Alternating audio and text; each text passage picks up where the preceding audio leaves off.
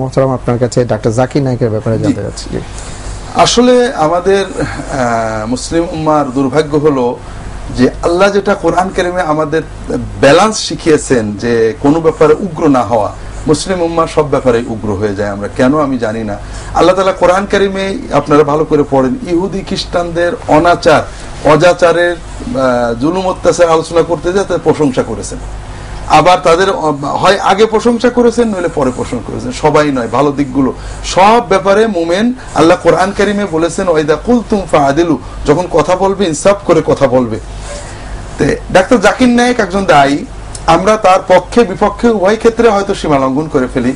যারা তাকে ইহুদি খ্রিস্টানদের দালাল বলেন বা যে কাউকে, আমাকে বলেন অমুককে বলেন, প্রথম প্রশ্ন হলো যে যদি কোনো আলেম বলেন অমুক ব্যক্তি ইহুদি খ্রিস্টানের দালাল, তাকে যদি বলা হয় আপনি আল্লাহর নামে কসম করেন আমি নিশ্চিত জানি তিনি ইহুদি খ্রিস্টানের দালাল, টাকা নেন, যদি আমার এই কথা মিথ্যা হয় তাহলে আমার স্ত্রী 3 তালাক, এই কসম করতে উনি রাজি হবেন কিনা।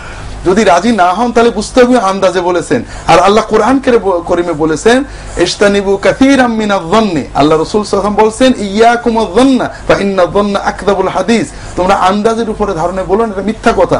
দ্বিতীয় কথা হলো যে এটা যদি সত্য না হয়, অর্থাৎ জাকির নায়েক টাকা নেননি, এটা মিথ্যা কথা, তাহলে কি হবে? আল্লাহ রাসূল সাল্লাল্লাহু আলাইহি ওয়াসাল্লাম বলেছেন মান ক্বালা ফি মুমিনিন মা লাইসা মিন ফিহি উস আসকানাহুল্লাহু ইয়াউমাল কিয়ামাতি রাদগাতাল খাবালে হাত্তা ইয়াতিয়া বিমাখরাজিম মিনহু, যদি কেউ কোনো মুমিনের ব্যাপারে এমন কথা বলে যেটা সত্য নয়, তাহলে কিয়ামতের দিন আল্লাহ তাআলা জাহান্নামীদের রক্ত, পুজ, পেশাব, পায়খানা যেখানে জমা হয় সেই সমুদ্রে তাকে রাখবেন এবং বলবেন যে তুমি যে বলেছিলে যে অমুক ব্যক্তি ভারতের দালাল, ইন্ডিয়ার দালাল, ইহুদির দালাল, খ্রিস্টান দালাল, অমুক কর্ম করেছে, এইটার ডকুমেন্ট না আনা পর্যন্ত তোমাকে এখানে থাকতে হবে।